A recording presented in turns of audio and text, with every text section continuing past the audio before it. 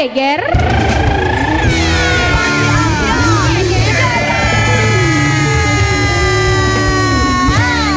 Pagi Sobat Ambiar, apapun yang terjadi kemarin dan juga hari ini, pastikan Sobat Ambiar untuk selalu dandan yang bagus. Betul. Ya. Karena kalau misalnya kita kelihatan bagus, auranya bagus, insya Allah hal-hal baik juga akan datang kepada kita. Ya. Lihatlah kami bertiga, kami ini bisa dibilang singkatannya SSS. Apa itu? Kami bisa kelihatan bagus karena skincare susuk. Oh, gue susuk. Gue nggak susuk, dokter. Oh, lu dokter? Iya. Dokter Korea. Oh. Tapi kalau zaman sekarang tuh memang gampang banget ya, Sobat Ambiar. Kalau susuk Gunung Kidul. Jangan dong. Kalau zaman sekarang mah gampang, pilihannya cuma dua. Kalau mau terlihat cakep atau cantik, pilihannya dua. Apa? Pakai skincare atau pakai filter. Nah. Mau pilih yang mana yo? Filter aja udah. Ya, tapi Sobat Ambiar kita tahu Daripada rame. ini gonjang ganjing skincare di Indonesia. Kita lihat dari pertengahan tahun 2024 sampai dengan sekarang masih belum selesai juga. Dan kembali kita akan hadirkan seorang dokter, di mana dokter ini begitu fenomenal sekali memberikan review terhadap skincare di media sosial. Pro dan kontra ada pastinya ya. Dengan topengnya. Di pagi-pagi Ambiar kita akan hadirkan, ini dia Dokter Detektif.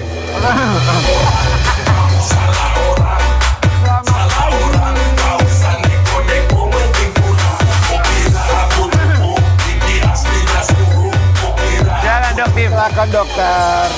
Doktif, selamat pagi, selamat datang kembali di pagi-pagi Ambiar. Terima kasih.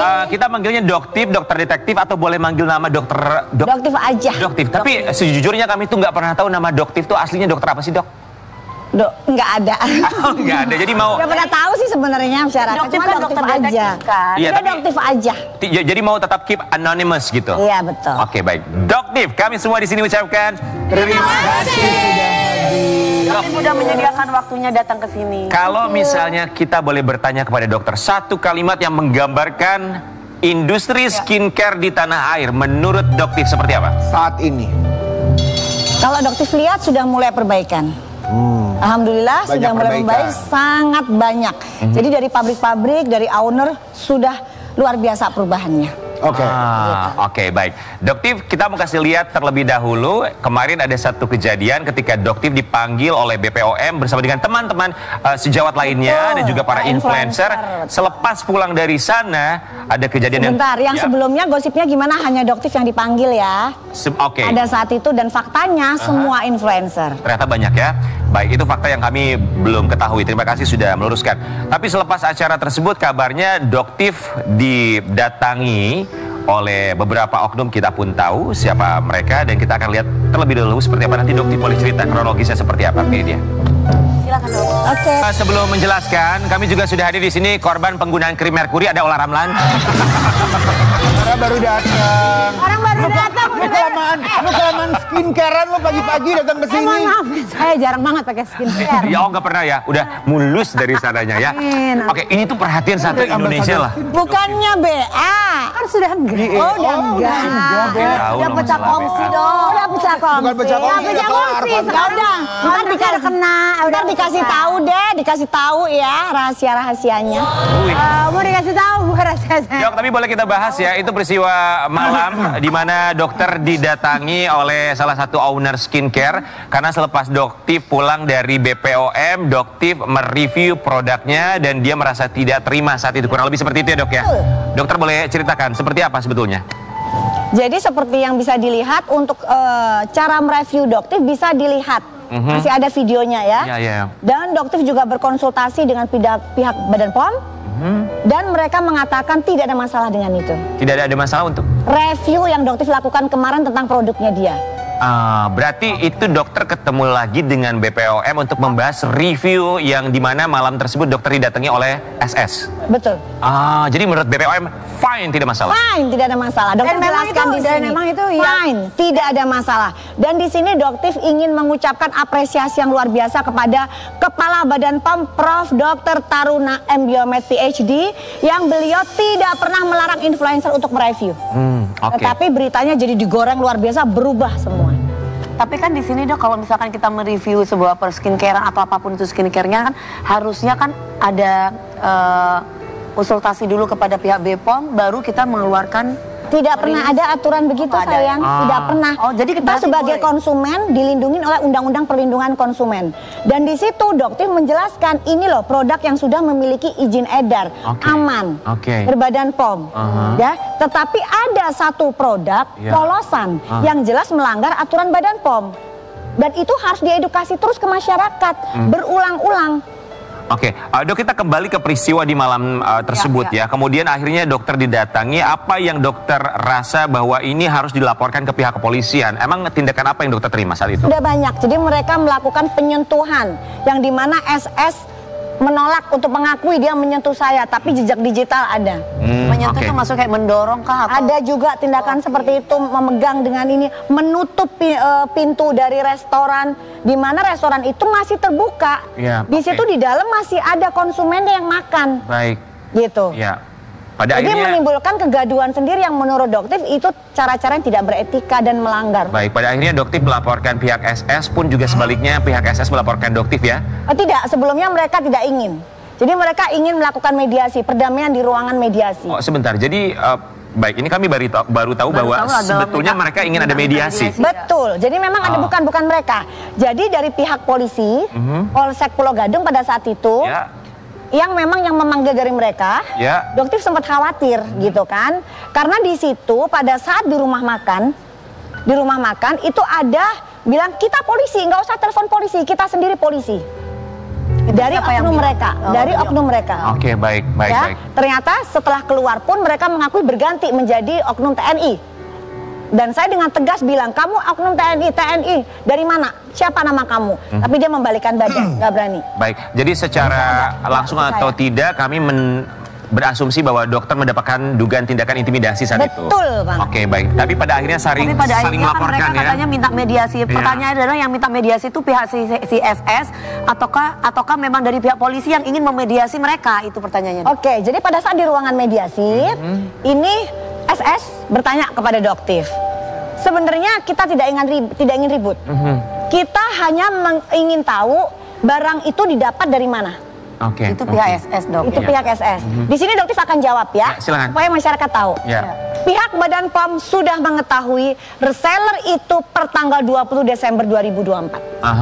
Ya, udah tahu ya. Jadi untuk SS, jadi kamu nggak perlu nanya-nanya atau memberitahu ke Badan POM sudah tahu. Oke. Terus yang kedua di situ dengan saksi polisi dan kita semua mendengar bahwa suami dari SS bilang, dokter sebenarnya mudah banget sih untuk ngilangin dokter. Di situ kita bingung. Di situ kita cuma maksudnya nggak tahu. Ya, nggak tahu ya. Kita ada indikasi mengancam atau apa gitu? Nggak tahu. Dia omongan kayak begitu ya. Tapi dokter tanya, apakah kamu ada niat memukul? Karena dari gambar begitu, dari saksi pun begitu. Dia sudah mau niat memukul. Rekam ada semua, CCTV pun ada. Dan saudara saya bilang, apakah kamu sudah memukul? Enggak, Bang, saya nggak memukul. Gitu. Saya hanya ingin tahu di mana. Kalau misalnya dokter kasih tahu itu di Kalimantan, kasih tahu alamatnya, besok pagi saya akan terbang ke Kalimantan dengan membawa parang. Baik, mohon maaf dok, kita harus stop sampai di sini karena sepertinya itu akan menjadi bukti ya untuk penyidikan atau penyelidikan. Betul. Itu bukan ranah kami di sini. Tapi yang kami pertanyakan pada akhirnya adalah ini juga begitu banyak sekali pertanyaan yang masuk. Kami tidak memihak kepada siapapun. Kami justru senang dokter hadir di sini di media sosial untuk mengedukasi masyarakat. Pertanyaannya adalah banyak yang bertanya, dok, setelah pertemuan BPOM, kenapa hanya produk dari SS yang direview pada malam itu? Tidak, karena memang itu adalah produk unboxing yang sudah lama dokter miliki. Dan sebenarnya dokter sudah laporkan ke Badan POM. Betul, maksudnya dokter. Kebetulan aja si SS yang lagi direview. Betul. Itu hanya kebetulan ya dok? Betul. Gitu loh. Padahal itu hanya kebetulan saja. Banyak, masih banyak. Oke. Pertanyaan aku juga, kenapa sih dokter memulai mereview produk-produk ini untuk niatan apa gitu? Nawaitunya apa? Kenapa produk-produk tersebut yang ini dibuka, ini dibuka? Iya, supaya masyarakat tahu ini produknya sesuai nggak sih sebenarnya antara yang dia klaim dengan komposisi yang sebenarnya. Lah pertanyaannya apa gunanya ada BPOM kalau misalkan semua dokter dengan profesinya dia bisa mereview skincare, dok? Sebenarnya bukan tugas Badan POM itu betul. Badan POM itu tugasnya untuk memberikan informasi ke masyarakat ini loh produk aman atau enggak. Nah, masalah yang overclaim, ya masalah overclaim itu mungkin ada beda persepsi di masyarakat. Oke. Yang overclaim. Jadi gini, mungkin dokter bisa sarankan untuk BPOM untuk meningkatkan sumber dayanya. Ya, kenapa? Karena jumlah skincare di Indonesia itu banyak banget. Sedangkan sumber daya Badan POM itu kurang. Ya. Jadi masih ingat nggak yang pabrik dari mafia skincare disegel itu? Kalau mungkin mafia terlalu ini ya, cuman yang pabrik yang disegel itu. Yang di mana, Dok? Yang HS. Oke. Yang di Bandung maksud dokter? Ya, inisialnya itu. Itu alasan Badan POM menyegel karena banyak produknya tidak sesuai. Produk yang diproduksi tidak sesuai, itu alasannya. Oke. Jadi pihak Badan POM meminta pabrik untuk mereformulasi atau memperbaiki produk. Dan sekarang udah bisa buka lagi ya, Dok? Ya, setelah diperbaiki betul. Karena ada perbaikan. Dari situ kita bisa ngelihat bagaimana kinerja Badan POM luar biasa, cepat tanggap. Betul, kita harus apresiasi juga ya. Sangat apresiasi, terutama dengan kepemimpinan Prof. Taruna ini. Dok, kita juga mau kasih lihat sebuah artikel, ini juga menjadi pertanyaan kami semua. Ada artikel yang menyatakan seperti ini, dokter nanti boleh tanggapi ya. Boleh. Oke, disebut berpihak kepada salah satu pihak, dokter detektif dituding mendapat suruhan untuk mereview produk milik influencer Sheila Sukma. Betul. Dituding mendapat Jawab ya. Oke. Silakan, Dok. Itu gimana, Dok? Pada saat di ruang mediasi, SS bilang, Doktif nggak apa-apa, ngaku aja kalau Doktif ini adalah sindikat. Oke, pada saat itu Doktif ingin bertanya, SS, kamu lupa bahwa yang memberikan nomor Doktif ke Nikita adalah SS. Bagaimana Doktif dikatakan sindikat? Sindikat. Jadi ceritanya ada CK. Ini asal muasalnya ya. CK pernah Doktif mengenal CK pada saat Doktif berangkat haji. Ya. Dan di situ beliau lagi sakit dan Doktif dikasih kesempatan sama Allah untuk merawat beliau. Nah, pada saat dia main ke tempatnya Doktif, kita foto. Kita foto. Dan di situ HS melihat bahwa Doktif dekat dengan CK. Produknya dari pabrik HS, Doktif review. Oke. Ya kan? Nah, di situ HS ingin berkomunikasi dengan Doktif. Baik. Oke. Jadi pada saat itu Doktif bilanglah ke CK, CK, tolong sampaikan ke HS, jangan kasih nomor Doktif. Dok, maaf kami potong. CK, inisial CK ini apa? Maksudnya pekerjaannya apa atau ada hubungannya? Dia artis. Oh, artis. Oke. Dia artis yang juga akan bekerja sama dengan HS. Oh. Jadi dia ingin naklon ya. Kayak artis yang mau buka usaha skincare. Betul. Jadi dia dekat dengan HS. Ya kan? Jadi HS menggunakan CK untuk mendekati Doktif. Tapi Doktif bilang jangan. Tapi CK merasa, Dok, saya nggak enak ini begini. Ya udah, kasih aja tapi tolong bilang ke dia, Doktif nggak akan balas. Gitu. Karena yang Doktif sampaikan adalah hasil lab. Kalau misalnya dia ingin mengundang Doktif untuk datang ke pabriknya, tidak akan membawa hasil apapun. Kenapa? Karena hasil lab itu kan dari uji lab. Kalau cuma datang ke pabriknya melihat produksinya buat apa? Ya. Doktif bisa melihat itu. Tidak dites hasilnya. Iya, buat apa? Yang Doktif tunjukkan adalah hasil lab dari produk yang kebetulan pada saat itu diproduksi di pabrik dia. Gitu. Dok, Doktif nih sekarang belum selesai. Oke, wow, pada saat panjang itu sekali. banyak ceritanya. Aku juga mau nanya, susah panjang. Iya kan? Iya. HS memberitahukan nomornya Doktif ke SS. Jalanannya begitu ya. Jadi SS itu taunya nomor Doktif dari HS. Nah, terus pakai banyak inisial SS kenal dengan Nikita, dekat kan dengan Nikita dan Dokter Oki? Iya. Oke. Nah, di situ SS meminta izin sama Doktif, boleh nggak nomornya Doktif dikasih ke Nikita? Baik. Nah, disitulah akhirnya Doktif kenal dengan Nikita. Bagaimana dia bisa berpikiran atau menggiring opini kalau Doktif itu suatu sindikat? Dok, ini maaf jadi panjang kali lebar ya. Begitu Pokoknya gini loh, ini gini ada. Ini kenalin keluar. sama ini, dikenalin nama ini dikenalin nama ini dikenalin gitu. Jadi bukan sedikit gitu Pertanyaannya ini doang. adalah, Dok, kan di situ kan juga banyak suara-suara yang mengatakan sindikat dalam arti pemerasan. Kita kan nggak ngerti pemerasan. Dugaan ya? Dugaan pemerasan. Nah, ini kita juga kadang sebagai penonton kan kita nggak paham. Emang bener ya si Doktif merasi ini? Emang bener si ini merasi ini? Oke. Itu gimana, Dok? Karena maaf ya, Dok, barangkali saya mencoba membantu juga. Mungkin karena ini media sosial tuh begitu liar. Apalagi kan liar banget ya. Orang, ada yang berasumsi, doktif, jangan-jangan, maaf ya dok, ada dugaan pemerasan. Saya lihat di sosial media aja saya pusing. Jadi kalau nggak dikasih duit, kalau dikasih duit nggak bakal direview. Tapi kalau udah ada duitnya, baru dia diem. Oke, kita kasih kesempatan dokter untuk mengklarifikasi. Boleh. Silakan dok. Jadi kalau misalnya dokter di sini klarifikasi begini, boleh ditanyakan dari bos dari something. Atau bos dari brand-brand yang lain ya, yang sudah dokter review yang dulu itu, yang memang dokter approve.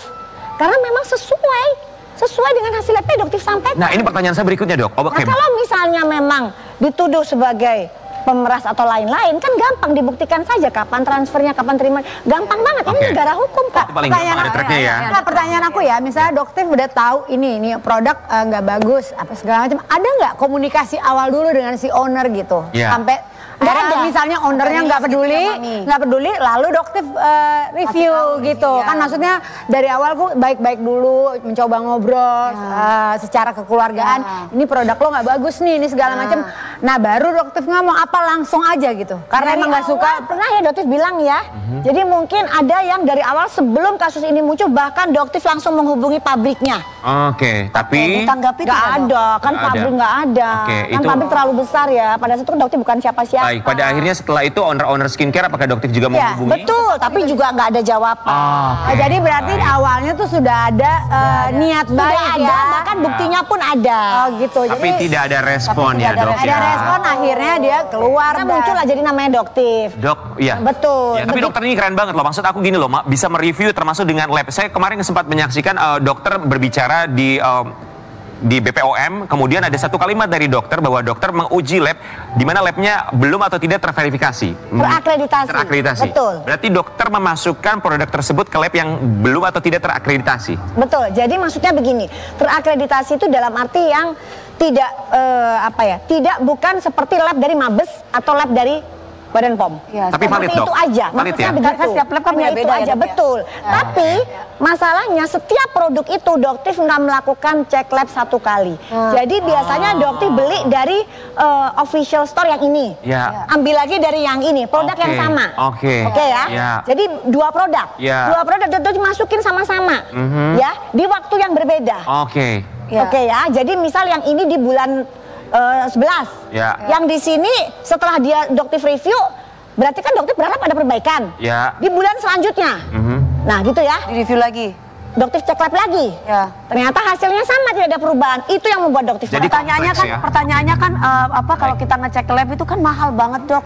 Kaya banget berarti dokternya setiap ini. Bang Hotman pun bilang begitu. Iya loh. Bang Hotman pun bilang begitu. 15 tahun lebih tuh kok nggak kaya-kaya gitu. Kan dokter baru munculnya sekarang. Dok, berapa biaya untuk satu produk diperiksa? Macam-macam. Kalau untuk uji lab, kalau untuk uji paketan, misalnya kita mau cek asam retinoat, haki, merkuri, untuk kortikosteroid itu sekitar 1.500.000 untuk satu produk. Lumayan yang dokter review banyak, lumayan juga ya dok ya. Nggak apa-apa, tapi bagaimana itu pun akan menjadi amal jariah nanti. Oke, baik. Dok, kita mau kasih lihat, ini ada satu artikel ya dok ya, tolong tanggapi artikel yang satu ini, masih terkait dengan beberapa waktu yang lalu peristiwa dokter didatangi oleh SS. Stella Sokia dilaporkan atas dugaan pengancaman dokter. Detektif disiapkan amunisi tambahan. Maksudnya gimana ini tuh? Apakah amunisi itu? Wow. Jeng. Wow. Amunisi tambahan maksudnya apa dok? Banyak, karena memang kan dia menuduh dokter memeras, menipu. Dan ada satu yang dokter pertanyakan ke SS. Bagaimana dia bisa berkata atau menuduh dokter di situ bahwa dokter disupport oleh pengimpor merkuri terbesar di Indonesia. Dokter pengen tanya siapa orangnya. Karena dokter nggak tahu nih selama ini. Bahkan mungkin kamu bisa memberitahu ke Badan POM siapa orangnya. Pengimpor merkuri terbesar di Indonesia. SS siapa orangnya? Oke, baik.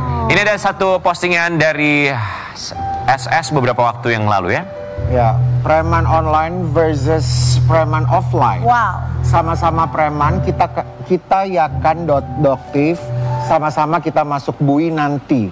Janji ya kalau udah dibui lepas topengnya. Oke. Jadi sebenarnya ini kalau ini dari tanggapan aku ya doktif, maksudnya kita tuh sebenarnya adalah penonton yang sangat senang dan menghargai sekali anonim doktif gitu. Iya. Artinya adalah kehadiran doktif itu betul-betul menyelamatkan kita yang kita tidak tahu bahasa Tapi overclaim. jika itu memang nawaitunya niat baik ya, nawaitunya. Tapi sebenarnya dari yang menjadi liar sekarang ini, dokter detektif itu kan tetap dokter. Ada nggak sih maksudnya tabayun yang baik saja di luar kamera, sosial media semuanya duduk betul-betul kepada yang ditujukan yang menurut doktif adalah sangat berbahaya untuk masyarakat. Iya. Artinya tujuannya baik aja dulu.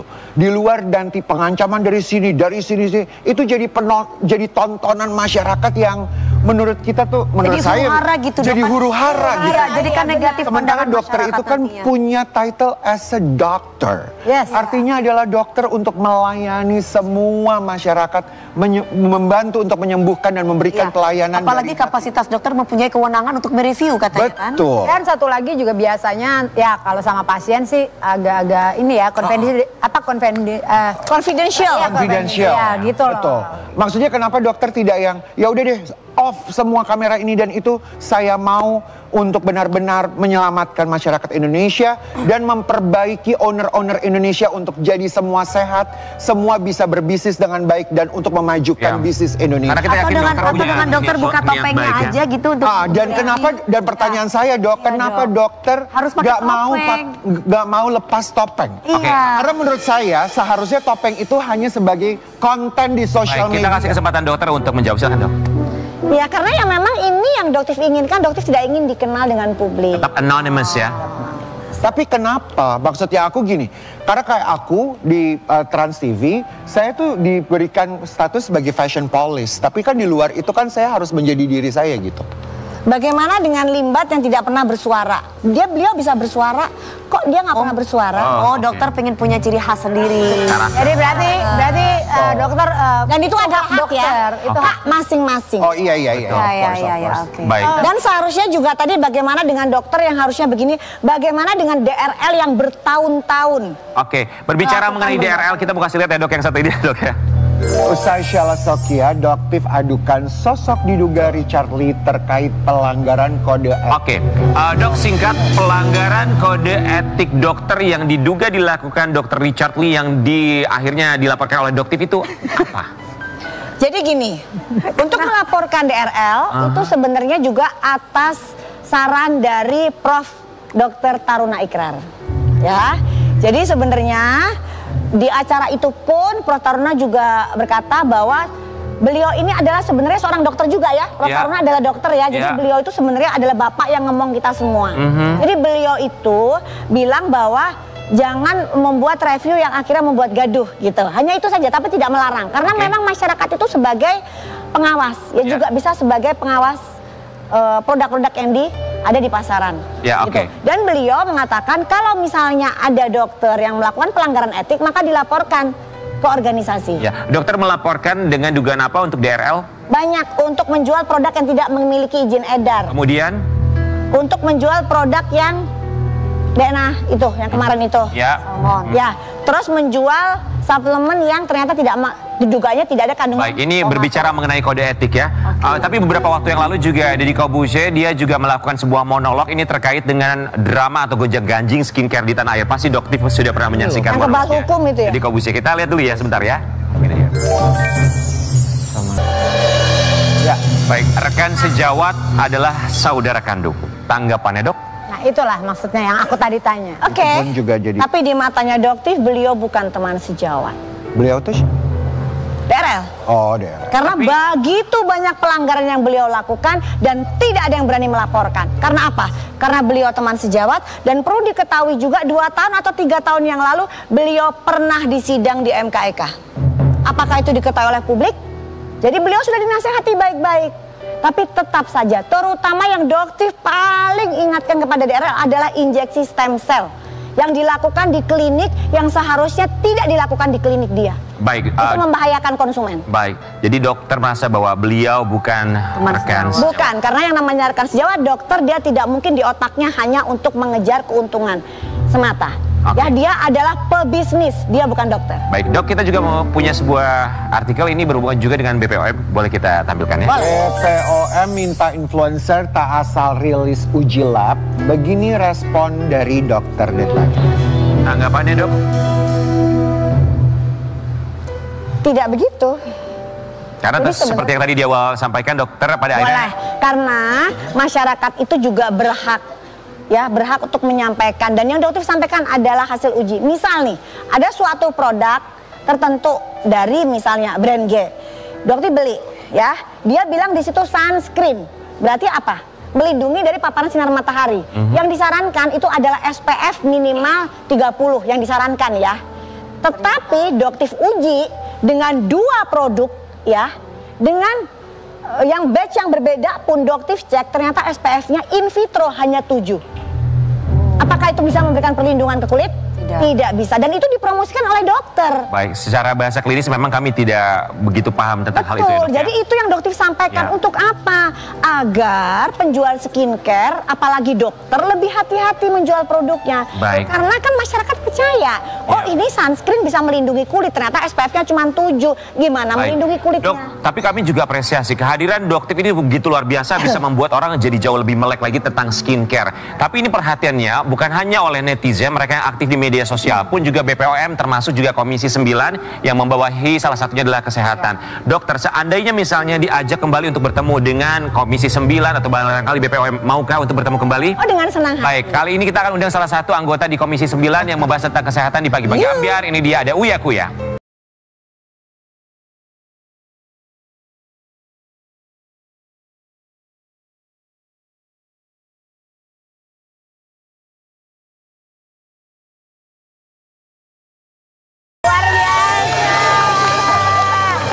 Anggota DPR. Tunggu, gue tadi gue dengar di belakang. Kita akan mengajukan Komisi 9 DPR ini. Lu bukan hari ini membahas viral yang di LA? Enggak, ntar dulu. Belum, sabar. Jadi kabar, semuanya ada pembelajaran. Uya Kuya Komisi 9 salah satunya kesehatan. Coba dong boleh tanggapannya atas apa yang terjadi kisruh gonjang-ganjing skincare di tanah air yang melibatkan dokter. Tanggapan Uya Kuya. Oke, sebetulnya gini. Kalau ngelihat Instagram gue di tanggal 29 Oktober tahun 2024, ya kan? Ya, betul. Aku udah sempat ngomong di ruang sidang Komisi 9 saat rapat dengan pendapat dengan BPOM jajaran dan kepalanya. Ya. Gue justru di situ yang bilang bahwa BPOM harus tegas memanggil seluruh yang dokter Richard dan seluruh pemilik skincare untuk duduk dan ya mengklarifikasi. Dan saat itu gue bilang kalau misalnya uji lab daripada dokter detektif, dokter Richard dan lainnya itu benar, pertanyaannya adalah BPOM ya harus mengkoreksi diri. Tapi gue bilang juga kalau ternyata uji lab dari dokter detektif, dokter Richard dan lain-lain ternyata tidak benar atau tidak valid, dokter BPOM juga harus menindak tegas mereka. Dan saya bilang BPOM harus memanggil mereka semua pada saat itu. Dan dipanggil berapa waktu lalu ya? Betul. Beberapa hari yang lalu. Oke, berarti Tanggal 2. karena nggak boleh jadi liar gitu loh kan. Oke, bisa dibilang berarti Uya Kuya sebagai inisiator pertemuan antara BPOM dengan influencer dan juga dokter termasuk owner skincare ya. Kita lihat tayangannya. Ya. Oke, nggak ada tayangannya nanti ya. Sebelumnya kita mengucapkan Terima kasih Uya Kuya sudah hadir di buat sini ya. Papi Uya Kuya. Oke, baik, nanti Jadi kita akan soal kebakaran di LA itu, belum. Jangan dilambat. Nanti masih jauh. Nanti kita akan bahas kebakaran di LA, tapi sebelumnya masih banyak yang kebakaran jenggot soal skincare. Kita akan bahas di pagi-pagi ambiar. Oke.